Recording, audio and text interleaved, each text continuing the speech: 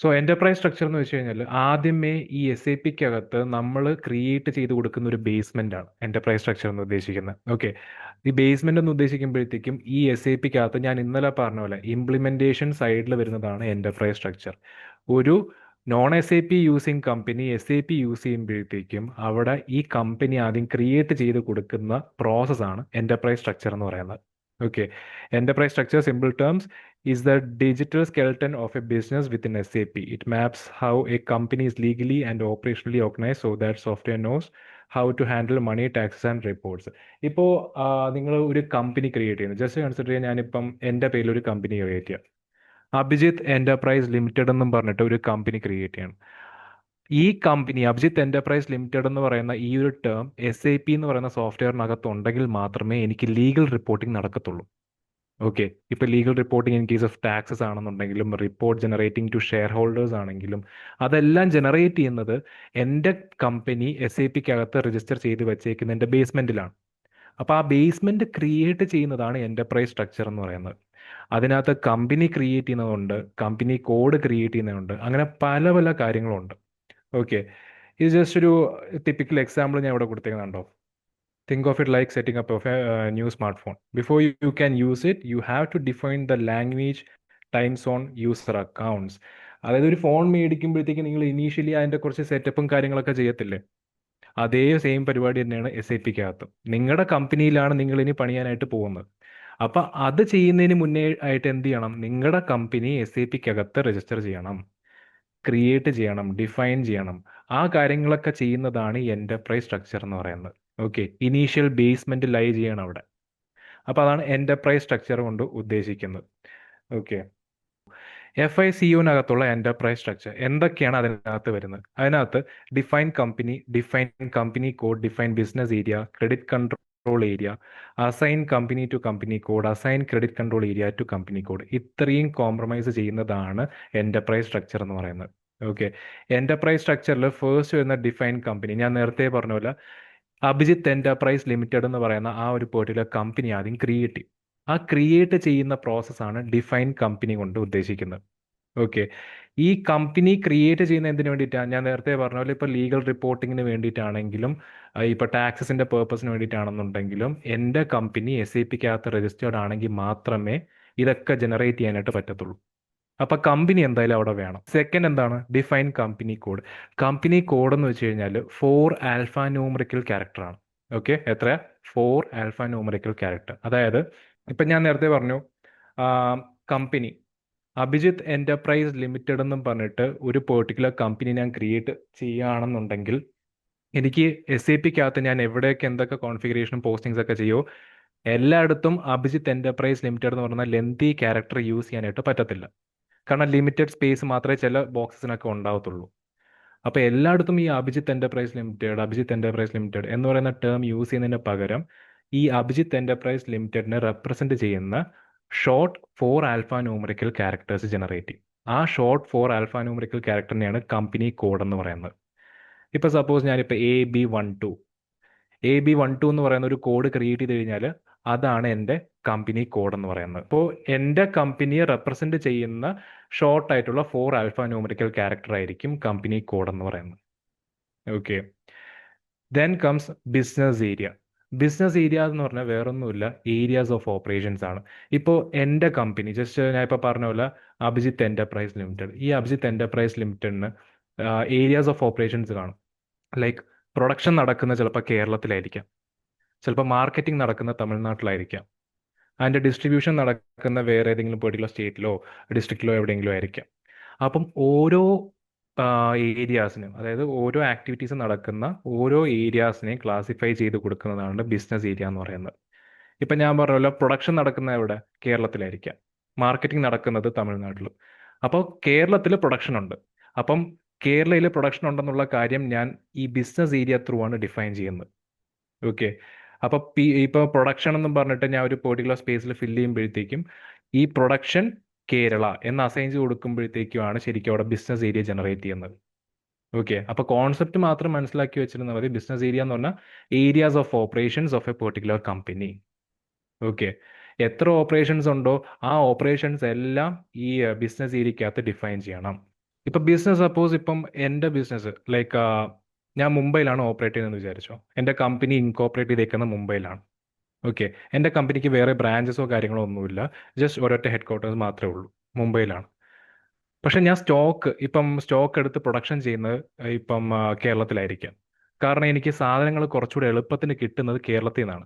കേരളത്തിൽ നിന്ന് എടുത്ത് ഞാൻ മുംബൈ കൊണ്ടുവന്ന് പ്രൊഡക്ഷൻ ചെയ്യുന്നതിന് പകരം ഞാൻ കേരളത്തിൽ തന്നെയാണ് ഒരു പ്രൊഡക്ഷൻ യൂണിറ്റ് സെറ്റ് ചെയ്തേക്കുന്നതെന്ന് വിചാരിച്ചോ. ഓക്കെ. ഒരു പ്രൊഡക്ഷൻ യൂണിറ്റ് ഞാൻ സെറ്റ് ചെയ്ത് വെച്ചേക്കുന്നത് കേരളത്തിലാണ്. അപ്പോൾ ആ പ്രൊഡക്ഷൻ യൂണിറ്റ് എൻ്റെ ഒരു ബിസിനസ് ഏരിയയാണ്. ഓക്കെ. ഓക്കെ. എന്നിട്ട് ഞാൻ മാർക്കറ്റിംഗ് ചെയ്യുന്ന തമിഴ്നാട്ടിലാണ്. എൻ്റെ കസ്റ്റമേഴ്സ് ഇപ്പം ഞാൻ നോക്കുമ്പോഴത്തേക്ക് ഒരു ലാർജ് സ്കെയിൽ ഓഫ് കസ്റ്റമേഴ്സിനെ എനിക്ക് ക്യാപ്ചർ ചെയ്യാൻ പറ്റുന്നത് തമിഴ്നാട്ടിൽ നിന്നാണ്. അപ്പം മാർക്കറ്റിംഗ് ഞാൻ എസ്റ്റാബ്ലിഷ് ചെയ്യുന്നത് അവിടെ ആയിരിക്കും. അപ്പോൾ തമിഴ്നാട്ടിലുള്ള മാർക്കറ്റിംഗ് എന്ന് പറയുന്ന പെർട്ടിക്കുലർ ഏരിയ എൻ്റെ ഒരു ബിസിനസ് ഏരിയ ആയിട്ട് ഞാൻ കൺസിഡർ ചെയ്ത് അത് ഞാൻ ക്രിയേറ്റ് ചെയ്യും. ഓക്കെ. സോ ബിസിനസ് ഏരിയ എന്ന് പറയുമ്പോഴത്തേക്കും areas of operation spread across within അവർ കമ്പനി കോഡ്. ഓക്കെ. ഈ കമ്പനി കോഡിന്റെ ബേസിസിൽ ക്രിയേറ്റ് ചെയ്യുന്നതാണ് ഈ ശരിക്കും ബിസിനസ് ഏരിയ എന്ന് പറയുന്ന concept. Okay. More than one business area ഉണ്ടാവാം. എത്ര ബിസിനസ് ഏരിയ ഉണ്ടോ അതാണ് ഞാൻ പറഞ്ഞത്. ഇപ്പം 5, 6, 7, 8 ബിസിനസ് ഏരിയ ഉണ്ടെന്ന് വിചാരിച്ചോ. ഈ 8 ബിസിനസ് ഏരിയ നമുക്ക് ഇതിനകത്ത് ക്രിയേറ്റ് ചെയ്യാൻ പറ്റും, SAPക്കകത്ത് ക്രിയേറ്റ് ചെയ്യാൻ പറ്റും. ഓക്കെ. ഇപ്പം ഞാൻ ജസ്റ്റ് എൻ്റെ ഒരു ബിസിനസ് ഏരിയയുടെ ഞാൻ കാണിച്ചു തരാം. ഇതാ ഇപ്പം ഈ ഒരു പെർട്ടിക്കുലർ എക്സാമ്പിൾ എടുക്കും.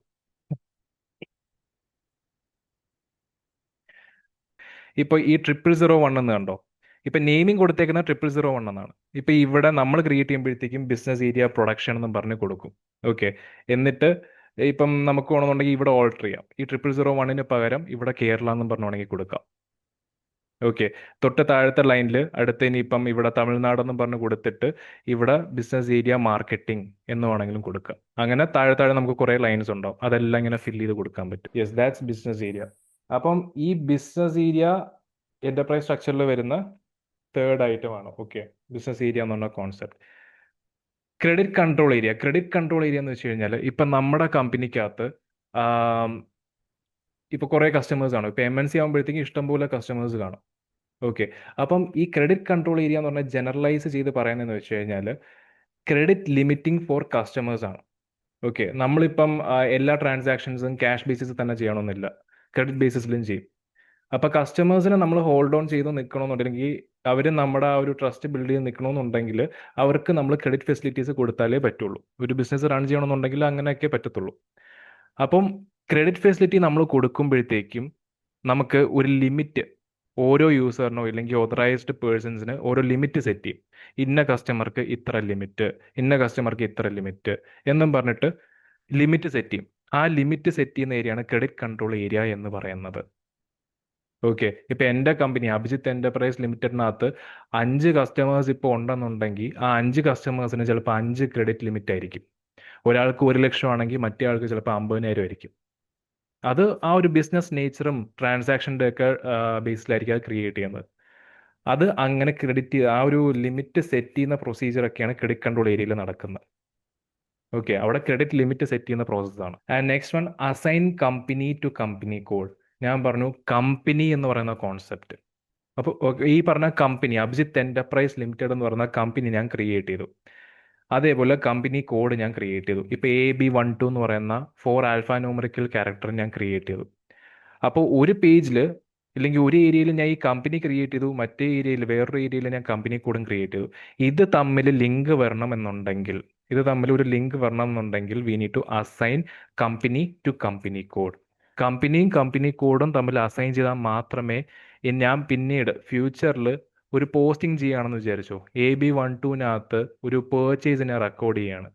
അപ്പോൾ AB12 ഞാൻ പേർച്ചേസ് റെക്കോർഡ് ചെയ്ത് കഴിഞ്ഞാൽ അത് ഇന്ന കമ്പനിക്ക് വേണ്ടിയിട്ടാണെന്ന് മനസ്സിലാവത്തുള്ളൂ SAPക്ക്. അതിന് വേണ്ടിയിട്ടാണ് അസൈൻ ചെയ്യുന്നത്. ഓക്കെ. ഇപ്പം ജസ്റ്റ് ഞാനിപ്പം ഫ്രം ദ സ്ക്രാച്ച് പറഞ്ഞുതരാം. ഇപ്പം കമ്പനി ക്രിയേറ്റ് ചെയ്യുന്ന ഈ ഒരു സ്ക്രീൻ കണ്ടോ. Legal entity for consultation, no direct posting. ഇതിനകത്ത് ഡയറക്റ്റ് പോസ്റ്റിങ്സ് ഒന്നും നടക്കത്തില്ല. One company can have multiple company codes. ഈ കോൺസെപ്റ്റ് ഞാൻ പറഞ്ഞുതരാം എന്താണെന്നുള്ളത്. നമ്മൾ SAPക്കകത്ത് പ്രാക്ടിക്കൽസ് സ്റ്റാർട്ട് ചെയ്യുമ്പോഴത്തേക്കും കമ്പനി ക്രിയേറ്റ് ചെയ്യാൻ പോകുന്ന സ്ക്രീനാണ് ഈ കാണുന്നത്. ഓക്കെ. ഇതിൽ നിങ്ങൾ ജസ്റ്റ് ഈ ഒരു ഡീറ്റെയിൽസ് മാത്രം കൊടുത്തേക്കുന്നത് നോക്കിയാൽ മതി. ഇപ്പൊ കമ്പനി ABC എന്നും പറഞ്ഞിട്ട് ഷോർട്ട് ടെക്സ്റ്റ് ആണ് ഇവിടെ കൊടുത്തേക്കുന്നത്. കമ്പനി നെയിമിന്റെ അവിടെ ലോങ് ടെക്സ്റ്റും ABC എന്റർപ്രൈസ് ലിമിറ്റഡ് എന്ന് പറയുന്ന ആ ഒരു ലോങ് ടെക്സ്റ്റും കൊടുത്തിട്ടുണ്ട്. ആ കമ്പനിയുടെ അഡ്രസ് ഡീറ്റെയിൽസും ആയിരിക്കും ഇവിടെ നമ്മൾ ഫില്ല് ചെയ്ത് വെച്ചേക്കുന്നത്. ഓക്കെ. അപ്പൊ കമ്പനി ആദ്യം നമ്മൾ ക്രിയേറ്റ് ചെയ്യും. ഒരു പേജിനകത്ത് നമ്മൾ കമ്പനി ക്രിയേറ്റ് ചെയ്യുന്നുണ്ട്. ആൻഡ് ദെൻ കമ്പനി കോഡ് വേറൊരു പേജിലാണ്. ഓക്കെ. ഇത് കാണുമ്പോഴത്തേക്ക് നിങ്ങൾക്ക് സിമിലർ ആയിട്ടൊക്കെ തോന്നും, പക്ഷെ രണ്ടിനും അതിൻ്റെതായ ഡിഫറൻസ് ഉണ്ട്. രണ്ടും കയറുന്ന രണ്ട് ഏരിയാസിലാണ്. ഇത് കമ്പനി ക്രിയേഷൻ്റെ ഒരു പേജുമാണ്. ഇതെന്ന് പറയുന്നത് കമ്പനി കോഡ് ക്രിയേറ്റ് ചെയ്യാൻ വേണ്ടിയിട്ടുള്ള ഒരു പേജുമാണ്. ഓക്കെ. അപ്പോൾ ഇവിടെ ഇപ്പോൾ നോക്കിയേ, company name India model company IN, അതിൻ്റെ കമ്പനി കോഡ് എന്തുവാ IN01 എന്നും പറഞ്ഞാണ് ക്രിയേറ്റ് ചെയ്തേക്കുന്നത്. ഓക്കെ. ഇപ്പം നിങ്ങളുടെ കമ്പനിക്ക് പല സ്ഥലങ്ങളിലും പല ബ്രാഞ്ചസ് ഉണ്ടെന്ന് വിചാരിച്ചോ. ഓക്കെ. ഇപ്പം ഓപ്പറേറ്റ് ചെയ്യുന്നത് ഇപ്പം ഇന്ത്യയിൽ, അബുദാബിയിൽ ഒക്കെ നിങ്ങൾ ഓവർസീസിലൊക്കെ ഓപ്പറേറ്റ് ചെയ്യുന്നുണ്ടെങ്കിൽ ഓരോ കമ്പനീസിനെയും നിങ്ങൾ കമ്പനി കോഡായിട്ട് ക്രിയേറ്റ് ചെയ്യും. ഇതിപ്പം ഇന്ത്യ മോഡൽ കമ്പനി ആയതുകൊണ്ട് IN01 കൊടുത്തു. ഓക്കെ. ഇപ്പം ഇത് അബുദാബിയിലും ഈ ഒരു പേരിൽ ഒരു കമ്പനി ഉണ്ടെന്നുണ്ടെങ്കിൽ, നിങ്ങളുടെ അതേ കമ്പനി അബുദാബിയിൽ ഉണ്ടെങ്കിൽ അതിനെ സെപ്പറേറ്റ് വേറൊരു കമ്പനി കോഡായിട്ട് ക്രിയേറ്റ് ചെയ്യും. AB01 എന്നോ ഇല്ലെങ്കിൽ വേറെ എന്തെങ്കിലും പേരിൽ ഒരു കമ്പനി കോഡായിട്ട് ക്രിയേറ്റ് ചെയ്യും. അതാണ് നിങ്ങൾ ആദ്യം കണ്ട സ്ക്രീനിൽ എഴുതിയേക്കുന്ന one company can have multiple company codes. നിങ്ങൾക്ക് നിങ്ങൾ ഇന്ത്യയിൽ ഓപ്പറേറ്റ് ചെയ്യുന്നുണ്ടോ, അബുദാബിയിൽ ഓപ്പറേറ്റ് ചെയ്യുന്നുണ്ടോ, UK ഓപ്പറേറ്റ് ചെയ്യുന്നുണ്ടോ, എവിടെ ഓപ്പറേറ്റ് ചെയ്യണമെങ്കിലും ഓരോ കമ്പനി കോഡായിട്ട് നിങ്ങൾ ക്രിയേറ്റ് ചെയ്യുക അതിനെല്ലാം. എന്നിട്ട് അത്രയും കമ്പനി കോഡായിരിക്കും നമ്മൾ ഒരു കമ്പനിയിലേക്ക് അസൈൻ ചെയ്യുന്നത്. ഓക്കെ. ഇതായത് കണ്ടോ, assign company code to company. ഇവിടെ ഇപ്പം കമ്പനി കോഡ് എന്ന് പറഞ്ഞ് MCA1 എന്ന് പറഞ്ഞൊരു കമ്പനി കോഡുണ്ട്. ഓക്കെ. വാൽഡ് ഓഫ് കമ്പനി നെയിം ആയിരിക്കും ഇവിടെ കൊടുക്കുന്നത്. ഇവിടെ കമ്പനി നെയിം കൊടുക്കുന്നതെന്ന് വെച്ച് കഴിഞ്ഞാൽ ഇവിടെ നിങ്ങൾ ഫില്ല് ചെയ്യുന്നില്ലേ, കമ്പനിയുടെ ഷോർട്ട് നെയിം എന്ന് പറഞ്ഞ് ഫില്ല് ചെയ്യുന്നില്ലേ, ഈ ഫില്ല് ചെയ്യുന്ന ഐറ്റം ആയിരിക്കും നിങ്ങൾ ഇവിടെയും ടൈപ്പ് ചെയ്ത് കൊടുക്കുന്നത്. ഓക്കെ. എന്നിട്ട് ഇപ്പം നിങ്ങൾക്ക് ഇതേപോലെ മൾട്ടിപ്പിൾ കമ്പനി കോഡ്സ് ഉണ്ടെന്നുണ്ടെങ്കിൽ നിങ്ങൾ താഴെ താഴെ ഫില്ല് ചെയ്ത് അസൈൻ ചെയ്ത് അങ്ങ് കൊടുക്കും. ഓക്കെ. ക്ലിയർ ആണോ? അതാണ് one company can have multiple company codes എന്ന് പറയുന്നത്. ഓക്കെ. സബ്സിഡറി കമ്പനി ആയിട്ട് നമ്മൾ ക്രിയേറ്റ് ചെയ്യുകയാണെങ്കിൽ ഈ കമ്പനി ക്രിയേറ്റ് ചെയ്യുന്ന സമയത്ത് തന്നെ നമുക്കൊരു അഡീഷണൽ ഒരു ബോക്സും കൂടെ വരും. ആ ബോക്സ് നമ്മൾ ഫില്ല് ചെയ്യുകയാണെങ്കിൽ അത് സബ്സിഡറിക്ക് വേണ്ടിയിട്ടുള്ള ഒരു ബോക്സ് ആണ്. ആ ബോക്സ് ഇപ്പോൾ ഇതിനകത്ത് സ്ക്രീൻഷോട്ട് അറ്റാച്ച് ചെയ്തിട്ടില്ല. അങ്ങനത്തെ ഒരു ബോക്സും കൂടെ അപ്പിയർ ആവും. നമ്മൾ പ്രാക്ടിക്കൽസ് നോക്കുമ്പോഴത്തേക്ക് ആ ബോക്സും കൂടെ വരും. ആ ബോക്സിനകത്താണ് സബ്സിഡറി കമ്പനീസ് ഉണ്ടെങ്കിൽ അത് നമ്മൾ ലിസ്റ്റ് ഔട്ട് ചെയ്യുന്നത്. സബ്സിഡറിക്ക് നമ്മൾ കോഡായിട്ട് ക്രിയേറ്റ് ചെയ്യാം. ഇല്ലാന്നുണ്ടെങ്കിൽ അതിൽ നമുക്ക് ഈ മെയിൻ കമ്പനിയിൽ തന്നെ സബ്സിഡറി കമ്പനിയുടെ ഷോർട്ട് നെയിം വെച്ചിട്ട് അസൈൻ ചെയ്യാൻ പറ്റും. കോഡ് വെച്ചിട്ടാണ് സാധാരണ ക്രിയേറ്റ് ചെയ്യാറ്. ഇപ്പോൾ സെപ്പറേറ്റ് കമ്പനി കോഡായിട്ട് തന്നെ ഈ പേജിൽ തന്നെ നമ്മൾ പുതിയ ന്യൂ എൻട്രീസ് ഒക്കെ വെച്ചിട്ട് പുതിയ പുതിയ കോഡുകൾ ക്രിയേറ്റ് ചെയ്ത് അസൈൻ ചെയ്ത് കൊടുക്കാറാണ്. ഓക്കെ. രണ്ട് ഓപ്ഷൻസ് ഉണ്ട്. ഒന്നെങ്കിൽ സബ്സിഡറി കമ്പനി ഡയറക്ട്ലി കമ്പനിയായിട്ട് അസൈൻ ചെയ്യാം, ഇല്ലാന്നുണ്ടെങ്കിൽ കോഡ് ക്രിയേറ്റ് ചെയ്യാം. ഇതിപ്പം ഈ ന്യൂ എൻട്രീസ് എന്ന് പറയുന്ന ഓപ്ഷനിൽ ക്ലിക്ക് ചെയ്യുമ്പോഴാണ് ഇങ്ങനത്തെ ഈ ഒരു പേജിനകത്തോട്ട് വരുന്നത്. എന്നിട്ട് ഇവിടെ നമ്മൾ ഡേറ്റാസ് എല്ലാം ഫില്ല് ചെയ്ത് കൊടുക്കും. മാനുവലി ടൈപ്പ് ചെയ്ത് നമ്മൾ ഫില്ല് ചെയ്ത് കൊടുക്കുന്നതാണ് ഇതെല്ലാം. നമ്മൾ ആ ഒരു സെർവറിനകത്ത് കയറിയിട്ട് നമ്മൾ ആ പ്രാക്ടിക്കൽസ് ചെയ്ത് വരുമ്പോഴത്തേക്കും ഇതുമായിട്ട് ഫെമിലിയർ ആവും. ഓക്കെ. യെസ്. അപ്പം ഈ കമ്പനി കോഡിന്റെ ബേസിസിലാണ് പിന്നെ നമ്മൾ റിപ്പോർട്ട്സ് ഒക്കെ ജനറേറ്റ് ചെയ്യുന്നത്. കാരണം ഞാൻ നേരത്തെ പറഞ്ഞു assign company code to company. അപ്പോൾ കമ്പനിയും കമ്പനി കോഡും അസൈൻ ആയി കഴിഞ്ഞു. നമ്മളൊരു പോസ്റ്റിംഗ് ചെയ്യുന്നു, ഒരു പേർച്ചേസ് ഇൻവോയ്സ് നമ്മളിപ്പം പോസ്റ്റ് ചെയ്യുകയാണെന്നുണ്ടെങ്കിൽ അവിടെ നമ്മൾ ഈ പറഞ്ഞ വാൽഡോർഫ് എന്ന് പറഞ്ഞ കമ്പനി നെയിം അല്ല യൂസ് ചെയ്യാൻ പോകുന്നത്. പകരം MCA1 എന്ന് പറയുന്ന ഈ ഒരു പെർട്ടിക്കുലർ കോഡാണ്. ഈ കോഡിലാണ് പോസ്റ്റിംഗ് നടക്കേണ്ടത് എന്ന് നമ്മൾ സ്പെസിഫൈ ചെയ്ത് കൊടുക്കും. ഓക്കെ. അപ്പോൾ ആ കോഡിനകത്ത് പോസ്റ്റിംഗ് നടന്നു കഴിയുമ്പോഴത്തേക്കും റിപ്പോർട്ട് നമ്മൾ ജനറേറ്റ് ചെയ്യണം. ഓക്കെ. ഇത്ര രൂപയുടെ പേർച്ചേസ് നടന്നിട്ടുണ്ട് ഈ ക്വാർട്ടറിൽ എന്നറിയാനായിട്ട് ആ റിപ്പോർട്ട് ജനറേറ്റ് ചെയ്യുമ്പം അവിടെയും നമ്മൾ യൂസ് ചെയ്യുന്നത് വാൽഡോർഫ് അല്ല, പകരം എന്താണ് MCA1 എന്ന് പറയുന്ന ആ ഒരു പെർട്ടിക്കുലർ കമ്പനി കോഡാണ്. ഓക്കെ. കമ്പനി നെയിം യൂസ് ചെയ്യുന്നതിന് പകരം കമ്പനി കോഡായിരിക്കും നമ്മൾ യൂസ് ചെയ്ത് റിപ്പോർട്ട്സ് എല്ലാം ജനറേറ്റ് ചെയ്യുന്നത്. യെസ്. അതേപോലെ തന്നെ ബിസിനസ് ഏരിയ. ഇപ്പം ബിസിനസ് ഏരിയ ശരിക്കും ഇതിനകത്ത് ക്രിയേറ്റ് ചെയ്ത് വെക്കുന്നതെന്ന് പറയുമ്പോഴത്തേക്കും ബിസിനസ് ഏരിയ വൈസ് നമുക്ക് റിപ്പോർട്ട്സ് എടുക്കാൻ പറ്റും. ഇപ്പോൾ ഓരോ ഏരിയാസിനകത്തും എന്തെല്ലാം ആക്ടിവിറ്റീസ് നടക്കുന്നു, അവിടെ എന്തെല്ലാം പോസ്റ്റിങ്സ് വന്നു, ഇതെല്ലാം സെപ്പറേറ്റ് നമുക്ക് ടേബിൾ ത്രൂ റിപ്പോർട്ട്സ് അറിയാൻ പറ്റും. അപ്പോൾ അതൊക്കെ ക്ലാസിഫൈ ചെയ്ത് റിപ്പോർട്ട്സ് ഒക്കെ എടുക്കാൻ വേണ്ടിയിട്ടും കൂടെയാണ് നമ്മൾ ഈ ബിസിനസ് ഏരിയ ശരിക്കും ക്രിയേറ്റ് ചെയ്യുന്നത്. ഓക്കെ, ഏരിയാസ് ഓഫ് ഓപ്പറേഷൻസിൻ്റെ. ഓക്കെ, ഇപ്പോൾ MC A1, MC A2, MC A3 ഇങ്ങനെ പല പല കമ്പനി കോഡ്സ് ഉണ്ടെങ്കിൽ അതെല്ലാം MCA എന്ന് പറയുന്ന കമ്പനിയിലോട്ടായിരിക്കും അസൈൻ ചെയ്യുന്നത്. ഇത് ശരിക്കും ഗ്രൂപ്പ് റിപ്പോർട്ടിങ്ങിനും യൂസ്ഫുൾ ആണ്, ഇൻഡിവിജ്വൽ റിപ്പോർട്ടിങ്ങിനും യൂസ്ഫുൾ ആണ്. ഗ്രൂപ്പായിട്ട് ഈ ഒരു MC A എന്ന് പറയുന്ന കമ്പനിക്ക് മൊത്തത്തിൽ അറിയണമെന്നുണ്ടെങ്കിൽ ആ കമ്പനി കോഡിനകത്ത് ഈ കമ്പനിയായിട്ട് അസൈൻ ചെയ്ത് കിടക്കുന്ന എല്ലാ കമ്പനി കോഡ്സിൻ്റെയും റിപ്പോർട്ട്സ് നമുക്ക് എടുക്കാൻ പറ്റും. അതല്ല, ഒരു പെർട്ടിക്കുലർ ബ്രാഞ്ച് ഇല്ലാന്നുണ്ടെങ്കിൽ ഒരു പെർട്ടിക്കുലർ സ്ഥലത്ത് തുടങ്ങിയേക്കുന്ന ആ ഒരു പെർട്ടിക്കുലർ ബ്രാഞ്ചിന്റെ റിപ്പോർട്ട്സ് എടുക്കണമെന്നുണ്ടെങ്കിൽ കോഡ് വെച്ചിട്ട് എടുക്കാം. MC A4ന്റെ റിപ്പോർട്ട് വേണോ, ആ ഒരു പെർട്ടിക്കുലർ കമ്പനി കോഡ് ടൈപ്പ് ചെയ്ത് കൊടുത്ത് അതിന്റെ റിപ്പോർട്ട്സ് എടുക്കാവുന്നതേ ഉള്ളൂ. ഓക്കെ, ക്രെഡിറ്റ് കൺട്രോൾ ഏരിയ ഈ ശരിക്കും പറഞ്ഞാൽ നിങ്ങൾക്ക് എൻഡ് യൂസർ ലെവലിൽ ഈ എന്റർപ്രൈസ് സ്ട്രക്ചർ നിങ്ങൾക്ക് പ്രാക്ടിക്കലി ഇപ്പം നിങ്ങൾ ഏത് കമ്പനി പോയി കഴിഞ്ഞാലും നിങ്ങൾ എന്റർപ്രൈസ് സ്ട്രക്ചർ നിങ്ങളെ കൊണ്ട് ചെയ്യിക്കത്തില്ല. ഓക്കെ, പ്രാക്ടിക്കലി നിങ്ങളെ കൊണ്ട് എൻഡ് യൂസേഴ്സിനെ കൊണ്ട് ഒരിക്കലും എന്റർപ്രൈസ് സ്ട്രക്ചർ ചെയ്യിക്കത്തില്ല. ബട്ട് സ്റ്റിൽ ഞാനത് പറഞ്ഞു തരുന്നതിന്റെ റീസൺ എന്ന് വെച്ച് കഴിഞ്ഞാൽ നിങ്ങൾ ഇന്റർവ്യൂവിന് അപ്പിയർ ചെയ്യുമ്പോഴത്തേക്കും ഫസ്റ്റ് ടൈം കേൾക്കുന്ന പോലെ ഇരിക്കാതിരിക്കാൻ വേണ്ടിയിട്ടാണ്. അപ്പോൾ എന്റർപ്രൈസ് സ്ട്രക്ചറിനകത്ത് ഇന്നിന്ന കാര്യങ്ങളുണ്ട്, അതിന്റെ യൂസ് എന്താണ്, ജസ്റ്റ് ഒന്ന് അറിഞ്ഞു വെച്ച് കഴിഞ്ഞാൽ that will be beneficial for you. Okay, ഇതിൽ നിങ്ങളെ കൊണ്ട് ചെയ്യിപ്പിക്കാൻ പോകുന്ന ഒരു കാര്യം എന്ന് വെച്ച് കഴിഞ്ഞാൽ എൻഡ് യൂസേഴ്സിനെ കൊണ്ടാണെങ്കിലും ചെയ്യിപ്പിക്കാൻ പോകുന്നത് നിങ്ങൾക്ക് ഞാൻ ഈ define company code and assign company to company code. Okay, ശരിക്കും ഇതെല്ലാം കൺസൾട്ടന്റ് ലെവലിൽ വരുന്ന കാര്യങ്ങളാണ്. ഇപ്പൊ ഈ ഒരു കാര്യങ്ങൾ, ഈ ഡിഫൈൻ കമ്പനി കോഡും അസൈൻ കമ്പനി ടു കമ്പനി കോഡും, ഇത് ഇത്രയും നിങ്ങൾ അറിഞ്ഞു കഴിഞ്ഞാൽ ഒരു എന്റർപ്രൈസ് സ്ട്രക്ചറിന്റെ ആ ഒരു ബേസിക് കോൺഫിഗറേഷൻ, ഏറ്റവും ബേസിക് ആയിട്ടുള്ള കോൺഫിഗറേഷനും കൂടെ എങ്ങനെയാണ് വരുന്നത് എന്നുള്ളത് നിങ്ങൾ അറിയുന്നുണ്ട്.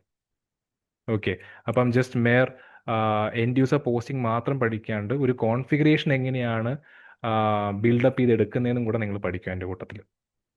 ഓക്കെ, ഇതെല്ലാം ഇപ്പോൾ define credit control area, assign credit control area, ഇതെല്ലാം കൺസൾട്ടന്റ് ലെവൽ ടോപ്പിക്സിനകത്താണ് വരുന്നത്.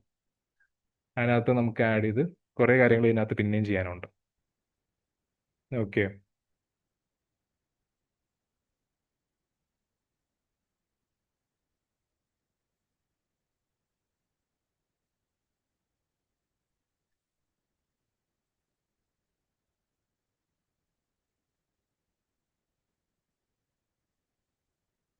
ഇപ്പൊ നമ്മൾ ഫിനാൻഷ്യൽ സ്റ്റേറ്റ്മെന്റ്സ് ഒക്കെ ജനറേറ്റ് ചെയ്യുമ്പോഴത്തേക്കും P&L, ബാലൻസ് ഷീറ്റ് പോലത്തെ ഐറ്റംസ് ഒക്കെ എടുക്കുമ്പോഴത്തേക്കും ഞാൻ നേരത്തെ പറഞ്ഞ പോലെ കമ്പനിയുടെ നെയിം വെച്ചിട്ടല്ല, കമ്പനി കോഡ് വെച്ചിട്ടാണ് എടുക്കുന്നത്. ഓക്കെ, അതാണ് ഇവിടെ സ്മോളസ്റ്റ് യൂണിറ്റ് ഫോർ P&L എന്ന് പറഞ്ഞ് കൊടുത്തേക്കുന്നത്. കമ്പനി കോഡാണ്, കമ്പനി കോഡിന്റെ ബേസിലാണ് റിപ്പോർട്ട്സ് എല്ലാം ജനറേറ്റ് ചെയ്യുന്നത്. ഓക്കെ, ക്രെഡിറ്റ് മാനേജ്മെന്റ്, അതായത് കസ്റ്റമറിന്റെ ക്രെഡിറ്റ് മാനേജ്മെന്റ് എല്ലാം ചെയ്യുന്നത് ക്രെഡിറ്റ് കൺട്രോൾ ഏരിയയിൽ നിന്നാണ്. ഓക്കെ, നിങ്ങളപ്പം മെയിനായിട്ട് അറിഞ്ഞിരിക്കേണ്ട ഒരു കാര്യം എന്ന് വെച്ച് കഴിഞ്ഞാൽ ഇതാ ഇത്രയാണ്. എന്റർപ്രൈസ് സ്ട്രക്ചർ നിങ്ങളുടെ ഇന്റർവ്യൂവിൽ ചോദിക്കാൻ പോകുന്ന what all things are consisting in enterprise structure for SAP FICO എന്ന് ചോദിച്ചു കഴിഞ്ഞാൽ നിങ്ങൾ പറയണം കമ്പനി വരും, define company code, business area, credit control area and assigning the company to company കോഡും assign credit control area to company കോഡും. ഈ credit control area assign ചെയ്യുന്നതെന്ന് വെച്ച് കഴിഞ്ഞാൽ ഇപ്പം ഞാൻ ഇതിൻ്റെ ഒരു സ്ക്രീൻ എടുത്ത്,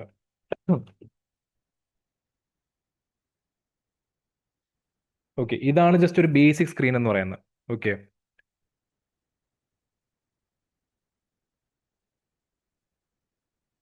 ഒരു ക്രെഡിറ്റ് കൺട്രോൾ ഏരിയ ക്രിയേറ്റ് ചെയ്യുമ്പോഴത്തേക്കും നമ്മളിപ്പം ന്യൂ എൻട്രീസ്, ഞാൻ നേരത്തെ പറഞ്ഞ ഒരു ന്യൂ എൻട്രീസ് പോലത്തെ ഒരു സ്ക്രീൻ വരും, അതിനകത്ത് കയറുമ്പോഴാണ് ഇത് ഈ ഒരു ഓപ്ഷൻ ഒക്കെ വരുന്നത്. ഓക്കെ, ഇതിൽ ഈ ക്രെഡിറ്റ് ലിമിറ്റ് സെറ്റ് ചെയ്ത് വെച്ചിരിക്കുന്നുണ്ടോ, 1000 ഇവിടെ ഇപ്പോൾ ക്രെഡിറ്റ് ലിമിറ്റ് വെച്ചേക്കുന്നത് 10 lakh ആണ്.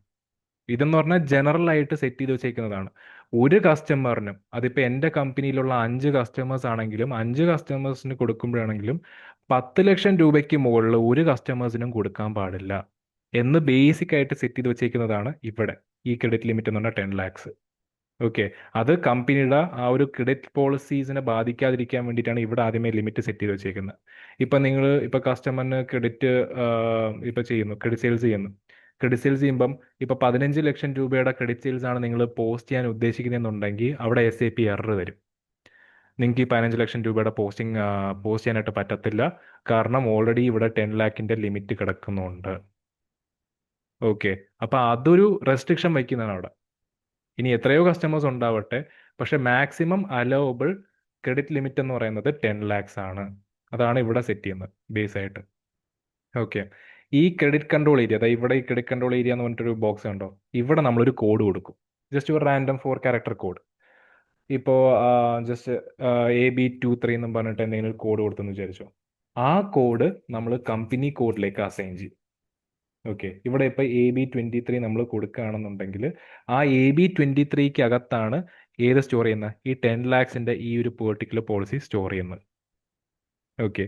അപ്പം ഇവിടെ കൊടുക്കുന്ന AB23 പിന്നീട് എൻ്റെ കമ്പനിയിൽ അത് എഫക്റ്റ് ചെയ്യണമെന്നുണ്ടെങ്കിൽ ഞാനത് അസൈൻ ചെയ്യും കമ്പനി കോഡുമായിട്ട്. അത് ഇവിടുത്തെ ഒരു പോളിസിയിൽ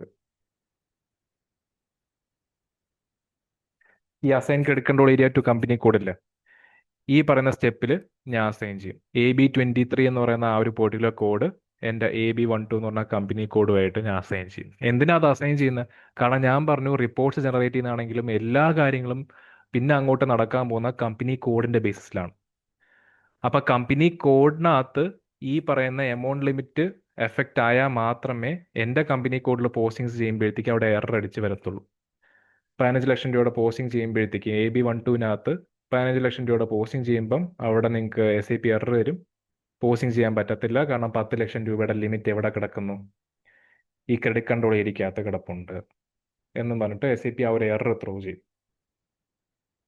ഓക്കെ. പിന്നെ ഇങ്ങനത്തെ ഒരു എറർ വരുമ്പോഴത്തേക്ക് ഇപ്പം കസ്റ്റമേഴ്സിന് ക്രെഡിറ്റ് കൊടുക്കണം എന്നുള്ള സിറ്റുവേഷൻ ആണെന്നുണ്ടെങ്കിൽ പിന്നെ അത് അഡ്ജസ്റ്റ് ചെയ്യും. ഈ 10 ലക്ഷം എന്ന് പറഞ്ഞാൽ ലിമിറ്റ് മാറ്റിയിട്ട് അവിടെ പിന്നെ 15 ലക്ഷം രൂപ വേണമെങ്കിലും ആക്കാം. അതൊക്കെ എസ്കലേറ്റ് ചെയ്ത് പോകുന്ന കാര്യങ്ങളാണ്. ഇവിടെ നിങ്ങൾക്ക് തിരിച്ചു വന്നിട്ട് ഇപ്പൊ കൺസൾട്ടൻസിന്റെ സഹായത്തോടുകൂടി അവരുടെ യൂസർ ID നിന്നും കയറിയിട്ട് ഈ 10 lakhs മാറ്റി ഇവിടെ 15 lakhs ആക്കിയിട്ട് സേവ് ചെയ്യും. ഇപ്പം ഇതെന്ന് പറഞ്ഞാൽ ഞാൻ പറഞ്ഞ പോലെ ബേസ് ആണ്. ഇപ്പൊ ഓരോ കസ്റ്റമേഴ്സിനും ഇത്ര രൂപയാണ് ലിമിറ്റ് എന്നുള്ള സെറ്റ് ചെയ്യുന്ന കസ്റ്റമറിന്റെ മാസ്റ്റർ ഡേറ്റയ്ക്കകത്താണ്.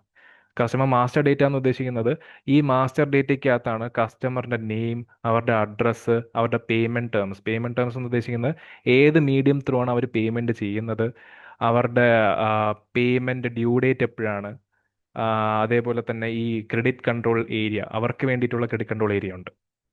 ആ ക്രെഡിറ്റ് കൺട്രോൾ ഏരിയ സെറ്റ് ചെയ്യുന്നത് അതെല്ലാം മാസ്റ്റർ ഡേറ്റയ്ക്കകത്താണ് നടക്കുന്നത്. അവിടെ നമ്മൾ ലിമിറ്റ് സെറ്റ് ചെയ്ത് കൊടുക്കുമ്പോഴത്തേക്കും ഇൻഡിവിജ്വൽസിനെയാണ് ഫോക്കസ് ചെയ്യുന്നത്. ഓക്കെ. ഇത് ജനറലാണ്. ഇപ്പൊ ഞാൻ നേരത്തെ പറഞ്ഞില്ലേ, എൻ്റെ കമ്പനിയിൽ 5 കസ്റ്റമേഴ്സ് ഉണ്ട്. ഓക്കെ. ആ 5 കസ്റ്റമേഴ്സിനും ചിലപ്പോൾ 1 ലക്ഷം രൂപ, 50,000 രൂപ, അങ്ങനെ പല പല എമൗണ്ട് റേഞ്ച് ആയിരിക്കും ലിമിറ്റ് വെച്ച് ചെയ്യുന്നത്. പക്ഷെ എങ്ങനെയാണെന്നുണ്ടെങ്കിലും എൻ്റെ കമ്പനിയിൽ 5 ലക്ഷം രൂപയ്ക്ക് മുകളിൽ ക്രെഡിറ്റ് ട്രാൻസാക്ഷൻസ് നടക്കാൻ പാടില്ല. അത് സെറ്റ് ചെയ്യുന്നതാണ് ഇവിടെ. ഓക്കെ. അതാണ് ഇവിടെ നടക്കുന്ന ഈ ഒരു 10 lakhs ആ ഒരു പെർട്ടിക്കുലർ കോൺഫിഗറേഷൻസ് നടക്കുന്ന. യെസ്. ഒരു ഇൻഡിവിജ്വൽ കസ്റ്റമേഴ്സിന്റെ ആണെന്നുണ്ടെങ്കിൽ അത് മാസ്റ്റർ ഡേറ്റയിലാണ് ക്രിയേറ്റ് ചെയ്യുന്നത്, ലിമിറ്റ് സെറ്റ് ചെയ്യുന്നത്. ഇത് ഓവറോൾ ആണ്, മൊത്തം കസ്റ്റമേഴ്സ് ആണ് ഇവിടെ ഉദ്ദേശിക്കുന്നത്. ആ കമ്പനിക്കകത്ത് എത്ര കസ്റ്റമേഴ്സ് ഉണ്ടോ എല്ലാവർക്കും ടോട്ടൽ ഇൻ ഓവറോൾ ആണ് ഈ 10 lakhs വെച്ചേക്കുന്നത്. 10 ലക്ഷത്തിന് മുകളിലായിട്ട് ആർക്കും ക്രെഡിറ്റ് ട്രാൻസാക്ഷൻസ് ചെയ്യാനായിട്ട് പറ്റത്തില്ല. സോ അപ്പോൾ അതാണ് എന്റർപ്രൈസ് സ്ട്രക്ചർ എന്ന് പറയുന്നത്. അപ്പോൾ എന്റർപ്രൈസ് സ്ട്രക്ചർ ശരിക്കും ഇതുണ്ടെങ്കിൽ മാത്രമേ നമ്മുടെ ആ ഒരു ബേസിക് ഫൗണ്ടേഷൻ നമ്മൾ ലേ ഡൗൺ ചെയ്യാനായിട്ട് പറ്റത്തുള്ളൂ. ഈ എന്റർപ്രൈസ് സ്ട്രക്ചറിനകത്ത് വരുന്ന ബേസിക് ആയിട്ടുള്ള കാര്യങ്ങളാണ് define company, company code, business area, credit control area and assigning. അതിപ്പോൾ credit control area to company കോഡും കമ്പനി ടു കമ്പനി കോഡും. ഓക്കെ. ഇപ്പം ഞാൻ പറഞ്ഞിട്ട് ഇതിന്റെ തന്നെ ഈ ഒരു കോൺസെപ്റ്റിൽ ഡിഫൈൻ ക്രെഡിറ്റ് കൺട്രോൾ ഏരിയ ഇത് SDA ആയിട്ട് ഇന്റഗ്രേഷൻ വരും. കാരണം കസ്റ്റമറിന്റെ കാര്യങ്ങളൊക്കെ കുറെ കൂടെ അറിയാവുന്നത് SD ആണ്, സെയിൽസ് ആൻഡ് ഡിസ്ട്രിബ്യൂഷൻ എന്ന് പറയുന്ന മോഡ്യൂളുകാർക്കാണ്. അപ്പൊ കസ്റ്റമേഴ്സിന് ഇന്ന കസ്റ്റമർക്ക് ഇത്ര രൂപ ലിമിറ്റ് സെറ്റ് ചെയ്യണം, ഇല്ലെങ്കിൽ ഓവറോൾ നമുക്കിപ്പോൾ 10 ലക്ഷം എന്ന് പറയുന്ന ഈ എമൗണ്ട് സജസ്റ്റ് ചെയ്യുന്നില്ലേ, ഈ സജസ്റ്റ് ചെയ്യുന്നത് പോലും SD കൺസൾട്ടൻസ് ആയിരിക്കാം. എമൗണ്ട് പറഞ്ഞിരുന്നത് ഇപ്പം FI കൺസൾട്ടൻസിന്റെ അടുത്ത് പറഞ്ഞിരുന്നത് ഇവരായിരിക്കും, SD കൺസൾട്ടൻസ് ആയിരിക്കും. നിങ്ങളൊരു 10 ലക്ഷം ഓവറോൾ ഒരു കമ്പനിയുടെ ഇതിൽ ഒരു 10 ലക്ഷം രൂപ ക്രെഡിറ്റ് ലിമിറ്റ് വെച്ചോ ഫോർ ദ ഹോൾ കസ്റ്റമേഴ്സ്, എല്ലാ കസ്റ്റമേഴ്സിനും കൂടി ചേർത്തിട്ട് എന്ന് അവരായിരിക്കും സജസ്റ്റ് ചെയ്യുന്നത്. അപ്പോൾ അവിടെ ഈ SD ആയിട്ടുള്ള ഇന്റഗ്രേഷൻസും വരും. അത് ചിലപ്പോൾ FI കൺസൾട്ടൻസ് ആയിരിക്കും, ചിലപ്പോൾ SD കൺസൾട്ടൻസ്, അത് ഡിപ്പെൻഡ്സ് അപ്പോൺ ദ കമ്പനി. ഇപ്പം ഞാൻ പറഞ്ഞു ക്രെഡിറ്റ് ലിമിറ്റ് സെറ്റ് ചെയ്യുന്ന ആ ഒരു കോൺസെപ്റ്റ് 10 ലക്ഷം രൂപയുടെ ക്രെഡിറ്റിനെ സെറ്റ് ചെയ്തിട്ടുണ്ട്. ഓക്കെ. 10 ലക്ഷം രൂപയുടെ എമൗണ്ട് ലിമിറ്റ് ഞാൻ സെറ്റ് ചെയ്തു. എന്നിട്ട് ഞാൻ ഇവിടെ കൊടുക്കുന്നു AB23 എന്നും പറഞ്ഞിട്ട്. AB23 എന്ന് പറഞ്ഞ കോഡ് ഞാൻ ക്രിയേറ്റ് ചെയ്ത് സേവ് ചെയ്ത് അവിടെ വെച്ചിട്ടുണ്ട്. ഇപ്പം ഞാൻ അസൈൻ ചെയ്തില്ല. ക്രെഡിറ്റ് കൺട്രോൾ ഏരിയയും ഇവിടെ ഈ മെയിൻറ്റെയിൻ ചെയ്യുന്ന ക്രെഡിറ്റ് കൺട്രോൾ ഏരിയയും കമ്പനി കോഡ് വെച്ച് അസൈൻ ചെയ്തില്ല എന്നുള്ള പ്രശ്നം എന്ന് വെച്ച് കഴിഞ്ഞാൽ, ഞാൻ AB12 എൻ്റെ കമ്പനി കോഡ് AB12 ആണ്. AB12 ഞാൻ ഒരു സെയിൽസ് ഇൻവോയ്സ് ചെയ്യാണ്, ക്രെഡിറ്റ് സെയിൽസ് ഇൻവോയ്സ്. ആ ഒരു സെയിൽസ് ഇൻവോയ്സ് ചെയ്യുന്ന സമയത്ത് അത് ഞാൻ 15 ലക്ഷം രൂപയ്ക്കാണ് കസ്റ്റമർക്ക് സെയിൽ ചെയ്യുന്നതെന്നുണ്ടെങ്കിൽ അവിടെ SAP ഇത് കൺസിഡർ ചെയ്യത്തില്ല. ഡയറക്റ്റ്ലി പോസ്റ്റിംഗ് നടന്നു പോകും. കാരണം എന്തുകൊണ്ടാ? AB12 ഞാൻ പോസ്റ്റിംഗ് ചെയ്യുന്നത്. AB12 എവിടെയും പറഞ്ഞിട്ടില്ല 10 ലക്ഷമാണ് ലിമിറ്റ് എന്നുള്ളത്. 10 ലക്ഷം എവിടെയാണ് പറഞ്ഞേക്കുന്നത്? AB23 okay. AB23 എന്ന് പറയുന്ന ആ ഒരു പെർട്ടിക്കുലർ കോഡിനകത്താണ് ഈ 10 ലക്ഷം സ്റ്റോർ ചെയ്ത് വെച്ചേക്കുന്നത്, ഈ ഇൻഫോർമേഷൻ സ്റ്റോർ ചെയ്ത് വെച്ചേക്കുന്നത്. അത് എൻ്റെ കമ്പനി കോഡിൽ അസൈൻ ചെയ്യണം. അസൈൻ ചെയ്യുന്നത് ഇതേപോലത്തെ ഒരു സിമിലർ സ്റ്റെപ്പാണ്. ഈ AB23 എന്ന് പറയുമ്പോൾ കസ്റ്റമേഴ്സിന്റെ കോഡായിരിക്കും അല്ലേ? AB23 എന്ന് പറഞ്ഞാൽ കസ്റ്റമേഴ്സിന്റെ കോഡല്ല, ഇത് ജനറൽ കോഡാണ്. ജനറൽ ആയിട്ടുള്ള കോഡാണ്. ഈ ജനറൽ കോഡിനകത്താണ് ഈ 10 ലക്ഷം രൂപയുടെ മാക്സിമം എമൗണ്ട് സെറ്റ് ചെയ്ത് വെച്ചേക്കുന്നത്, maximum allowable credit limit set ചെയ്ത് വെച്ചേക്കുന്നത്. എന്നിട്ട് ഇതേപോലെ 2 ബോക്സ് കാണും. ഇവിടെ ചിലപ്പോൾ ക്രെഡിറ്റ് കൺട്രോൾ ഏരിയ, എന്നിട്ട് ഇവിടെ കമ്പനി കോഡും ആയിരിക്കും. എന്നിട്ട് നമ്മൾ അത് തമ്മിലായിരിക്കും അസൈൻ ചെയ്യുന്നത്. ഇത് തമ്മിൽ അസൈൻ ചെയ്താൽ മാത്രമേ പോസ്റ്റിംഗ് ചെയ്യുന്ന സമയത്ത് അവിടെ SAP എറർ ത്രോ ചെയ്യത്തുള്ളൂ. ചിലപ്പോൾ യൂസേഴ്സിന് ചിലപ്പോൾ ഇത് അറിയണമെന്നില്ല. ഇവർ പോസ്റ്റിംഗ് ചെയ്യുമ്പോഴത്തേക്കും ആ ഒരു ശ്രദ്ധിക്കാതെ മേ ബി അങ്ങ് പോസ്റ്റിംഗ് ചെയ്യാം, 15 ലക്ഷം രൂപയുടെ ഒക്കെ അങ്ങ് പോസ്റ്റിംഗ് ചെയ്ത് വിടും. പക്ഷെ അങ്ങനെ ചെയ്ത് വിട്ട് കഴിഞ്ഞാൽ കമ്പനിയുടെ പോളിസിക്ക് എതിരാണ്. അത് പിന്നെ അത് വലിയൊരു ഇഷ്യൂ ആവും. അപ്പം അങ്ങനെ വരാതിരിക്കാൻ വേണ്ടിയിട്ടാണ് AB23 എന്ന് പറയുന്ന കോഡിനകത്ത് ഒരു മാക്സിമം അലവബിൾ മോണിറ്ററി ലിമിറ്റ് എന്നും പറഞ്ഞിട്ട് 10 ലക്ഷം രൂപ ഫോർ ദ ഹോൾ കസ്റ്റമേഴ്സ്, എല്ലാ കസ്റ്റമേഴ്സിനും, ഒരു കമ്പനിക്കകത്തുള്ള എല്ലാ കസ്റ്റമേഴ്സിനും കൂടെ ചേർത്തിട്ട് മാക്സിമം അലവബിൾ മോണിറ്ററി ലിമിറ്റ് 10 ലക്ഷം സെറ്റ് ചെയ്യും. അത് സ്റ്റോർ ചെയ്യുന്ന ഒരു ജനറൽ കോഡായിരിക്കും AB23. എന്നിട്ട് ഈ AB23 ആണ് പിന്നീട് നമ്മുടെ കമ്പനി കോഡ് AB12 അസൈൻ ചെയ്യുന്നത്. ഓക്കെ, ക്ലിയർ ആണോ? ഡൗട്ട് ഉണ്ടോ? പക്ഷെ അവിടെ എറർ വന്നാൽ എന്താ ചെയ്യും സർ?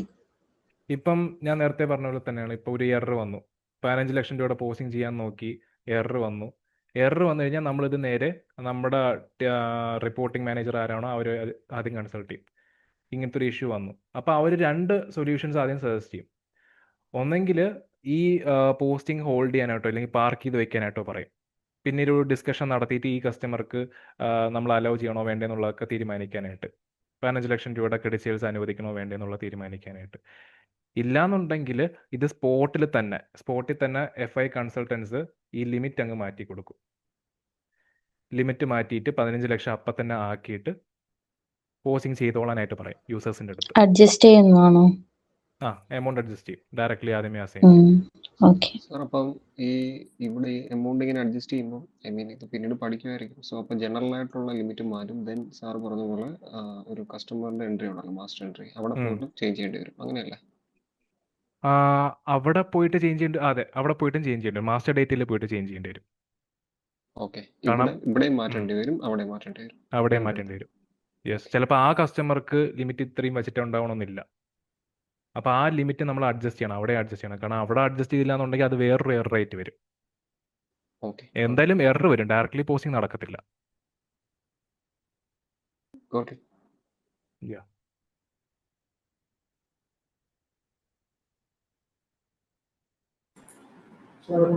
കസ്റ്റമറുടെ മാസ്റ്റർ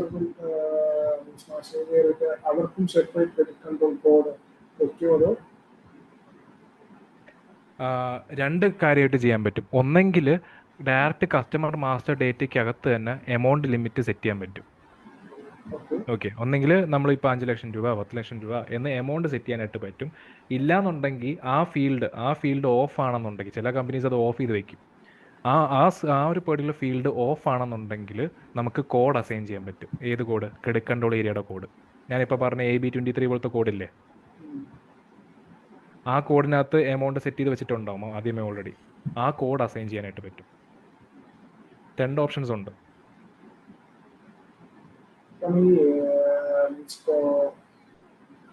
കോമൺ 10 lakhs ഇല്ലേ, ആ അതും ഇപ്പം കസ്റ്റമറുടെ ക്രെഡിറ്റ് കോഡും ഈ 10 lakhsന്റെ കോഡുമായിട്ട് ഇന്റഗ്രേറ്റ് ചെയ്യും. അത് എങ്ങനെയാണ് അത് ഇപ്പം ഓവർഡ്രാഫ്റ്റ് കൂടി വരുന്നത് എങ്ങനെയാണ്? ഇതിപ്പം എമൗണ്ട് അഡ്ജസ്റ്റ്മെന്റ് കേസാണോ പറഞ്ഞേ? ഇപ്പം ഇതെല്ലാം ഈ കോമൺ കോഡിലോട്ട് കണക്ട് ചെയ്യണം. കോമൺ ക്രെഡിറ്റ് കോഡിലോട്ട് കോമൺ എന്ന് വെച്ചാൽ ഇപ്പം ഇപ്പം 10 lakhs ഓവറോൾ 10 lakhs ആണ് സ്പ്രെഡ് ലിമിറ്റ്. അപ്പം ഓരോ കസ്റ്റമേഴ്സിനും 1 lakh വെച്ച് അവർക്ക് ക്രെഡിറ്റ് ലിമിറ്റ് വെച്ച് കൊടുക്കും. ഓക്കെ. അപ്പം എല്ലാവരും ഇങ്ങനെ ഈ 10 ലക്ഷം ആകുമ്പോൾ എങ്ങനെയാ എറർ കാണിക്കും അതോ? ഓക്കെ, മനസ്സിലായി. ഇപ്പം ഓരോ കസ്റ്റമറിന്റെ മാസ്റ്റർ ഡേറ്റയിൽ ഇപ്പം എല്ലാവർക്കും 1 ലക്ഷമാണ് സെറ്റ് ചെയ്ത് വെച്ചേക്കണമെന്ന് വിചാരിച്ചോ? ഓക്കെ. എന്നിട്ട് കോമൺ, അതായത് ഈ പറയുന്ന credit control area, just basic ആയിട്ടുള്ള ഈ ഒരു ക്രെഡിറ്റ് കൺട്രോൾ ഏരിയക്കകത്ത് 10 ലക്ഷമാണ് കിടക്കുന്നതെന്ന് വിചാരിച്ചോ? അപ്പോൾ പോസ്റ്റിംഗ് ചെയ്യുന്ന സമയത്ത് ഇപ്പം 2 ലക്ഷം രൂപയാണ് നമ്മൾ ഒരു കസ്റ്റമർക്ക് പോസ്റ്റ് ചെയ്യണമെന്ന് വിചാരിച്ചോ? 2 ലക്ഷം രൂപയുടെ ക്രെഡിറ്റ് സെയിൽസ് ആണ് നമ്മൾ പോസ്റ്റ് ചെയ്യുന്നതെന്ന് വിചാരിച്ചോ? അവിടെ എറർ കാണിക്കും. ഈവൻ ദോ ഇവിടെ 10 ലക്ഷം ആണെങ്കിലും നമ്മൾ പോസ്റ്റ് ചെയ്യുന്ന സമയത്ത് എറർ കാണിക്കും. കാരണം അവിടെയും ലിമിറ്റിന് മുകളിലാണെന്നും പറഞ്ഞിട്ട്. അവിടെ ഏത് ലിമിറ്റാണ് അപ്പോൾ കൺസിഡർ ചെയ്യുന്നത്? മാസ്റ്റർ ഡേറ്റയ്ക്കകത്തുള്ള ലിമിറ്റാണ് കൺസിഡർ ചെയ്യുന്നത്, ഇൻഡിവിജ്വൽ കസ്റ്റമേഴ്സിന്. മനസ്സിലായോ? അപ്പം അങ്ങനത്തെ ഒരു എറർ വരെയാണെന്നുണ്ടെങ്കിൽ ഇപ്പം ABC എന്ന് പറയുന്ന ഒരു കസ്റ്റമർക്ക് ഞാൻ 1 ലക്ഷം രൂപ ലിമിറ്റ് മാസ്റ്റർ ഡേറ്റിൽ സെറ്റ് ചെയ്തിട്ടുണ്ട്, ഇവിടെയാണെന്നുണ്ടെങ്കിൽ 10 ലക്ഷം ആണെന്നുണ്ടെങ്കിലും പോസ്റ്റിംഗ് ചെയ്യുന്ന സമയത്ത് ഞാനിപ്പോൾ 2 ലക്ഷം രൂപയുടെ ക്രെഡിറ്റ് സെയിൽസ് ചെയ്യുകയാണെന്നുണ്ടെങ്കിൽ എറർ കാണിക്കും. അങ്ങനത്തെ ഒരു എറർ വന്നു കഴിഞ്ഞാൽ ഞാൻ റെക്ടിഫൈ ചെയ്യേണ്ടത് ഇവിടെയല്ല, കസ്റ്റമറിൻ്റെ മാസ്റ്റർ ഡേറ്റയിലാണ്. അവിടെ ഞാൻ ഒന്നെങ്കിൽ ഇത് എമൗണ്ട് കുറച്ചുകൂടെ അഡ്ജസ്റ്റ് ചെയ്ത് നീട്ടി കൊടുക്കേണ്ടി വരും. ഓക്കെ. അതെല്ലാം നമ്മളത് ആ ഒരു കസ്റ്റമർ അക്കൗണ്ട്സ് റിസീവബിളിൻ്റെ ടോപ്പിക്കിനകത്ത് വരുമ്പോഴത്തേക്ക് ആ ഒരു ഏരിയാസ് ഒക്കെ നമ്മൾ നോക്കും. Okay. So enterprise structure clear ആണോ? ഈ ടോപ്പിക്സ് ജസ്റ്റ് ഈ ഒരു ഏരിയ നിങ്ങൾ പഠിച്ചു വെച്ചിരുന്നാൽ മാത്രം മതി. ഓക്കെ. ജസ്റ്റ് ആ ഒരു റെക്കോർഡിങ്സ് കണ്ടിട്ട് ആ ഒരു കോൺസെപ്റ്റ് മനസ്സിലാക്കി വയ്ക്കുക. That's the important thing. നിങ്ങൾക്ക് എങ്ങനെ വേണോ അത് ഡിഫൈൻ ചെയ്യാം, പക്ഷേ കോൺസെപ്റ്റ്, ആ ഒരു പെർട്ടിക്കുലർ കോൺസെപ്റ്റ് നിങ്ങൾ കോറായിട്ട് മനസ്സിലാക്കി വെച്ചേക്കുക. ഓക്കെ. കമ്പനി കോഡ് എന്തിനു വേണ്ടിയിട്ടാണ് യൂസ് ചെയ്യുന്നത്? കമ്പനി കോഡായിരിക്കും. ഇനി അങ്ങോട്ട് ലീഗൽ റിപ്പോർട്ടിങ്ങിനാണെങ്കിലും നമുക്ക് റിപ്പോർട്ട്സ് ജനറേറ്റ് ചെയ്യാൻ വേണ്ടിയിട്ടാണെന്നുണ്ടെങ്കിലും ഒക്കെ യൂസ് ചെയ്യാൻ വേണ്ടി നമ്മൾ ഈ 4 ആൽഫാ ന്യൂമറിക്കൽ ക്യാരക്ടർ ആയിരിക്കും യൂസ് ചെയ്യുന്നത് കമ്പനി കോഡ്. ബിസിനസ് ഏരിയ എന്ന് പറയുമ്പോഴത്തേക്കും ഏരിയാസ് ഓഫ് ഓപ്പറേഷൻസ് ആണ്. ഒരു കമ്പനിയുടെ പല ഡിഫറെൻറ്റ് ഏരിയാസ് ഓഫ് ഓപ്പറേഷൻസ് ആണ് ബിസിനസ് ഏരിയ കൊണ്ട് ഉദ്ദേശിക്കുന്നത്. ക്രെഡിറ്റ് കൺട്രോൾ ഏരിയ എന്ന് പറയുമ്പോഴത്തേക്കും കസ്റ്റമേഴ്സിന്, ഒരു കമ്പനിക്കകത്തുള്ള എൻറ്റയർ കസ്റ്റമേഴ്സിന് വേണ്ടിയിട്ട് നമ്മൾ ക്രെഡിറ്റ് ലിമിറ്റ് സെറ്റ് ചെയ്യുന്നതാണ്. ഇത് ബേസിക് ആയിട്ടുള്ള ആ ഒരു ക്രെഡിറ്റ് കൺട്രോൾ ഏരിയ ആണ്. ഓക്കെ. എന്നിട്ട് ഇതിൻ്റെ അസൈൻമെൻറ്റ് കമ്പനി കോഡായിട്ട് അസൈൻ ചെയ്യുന്നു, ക്രെഡിറ്റ് കൺട്രോൾ ഏരിയ കമ്പനി കോഡുമായിട്ട് അസൈൻ ചെയ്യുന്നു. Okay, fine. സോ അപ്പം ഇന്ന് തൽക്കാലം ഈ ഒരു എൻ്റർപ്രൈസ് സ്ട്രക്ചർ മാത്രം നിങ്ങളൊന്ന് നോക്കിയാൽ മതി. ഓക്കെ. ഈ ഒരു തിയറി ടോപ്പിക്സ് ജസ്റ്റ് ഇതൊന്ന് നോക്കി പോവുക. ഇപ്പം ഈ പേജ് കണ്ടോ? ഇതിനകത്ത് നമ്മൾ അഡ്രസ്സ് ഒക്കെ സ്പെസിഫൈ ചെയ്തില്ലേ? ഈ അഡ്രസ് ടാബിനകത്ത് നമ്മൾ ആ ഡീറ്റെയിൽസ് എല്ലാം സ്പെസിഫൈ ചെയ്ത് കൊടുക്കും. എന്നിട്ട് കോഡും വ്യത്യാസം വരും. AB12 AB13 അങ്ങനെ ഓരോ സ്ഥലത്തിനും ഓരോ കോഡും കൊടുക്കും. അഡ്രസ്സിലും നമുക്ക് മാറ്റങ്ങൾ വരും. കമ്പനി കോഡിനകത്ത് നമുക്ക് അഡ്രസ്സ് ഫില്ല് ചെയ്യാനുള്ള ഓപ്ഷൻസ് ഉണ്ട്, കണ്ടോ? ഇതും വരും. ഇനി ഒരു അഡീഷണൽ ടാബും കൂടെ വരും. ആ ടാബിൽ ഇപ്പോൾ അറ്റാച്ച് ആയിട്ടില്ല. ആ ടാബിനകത്ത് നമുക്ക് അഡീഷണലി കുറച്ച് ഡീറ്റെയിൽസും കൂടെ സ്പെസിഫൈ ചെയ്യാൻ പറ്റും, അഡ്രസ് ഡീറ്റെയിൽസ് ഒക്കെ.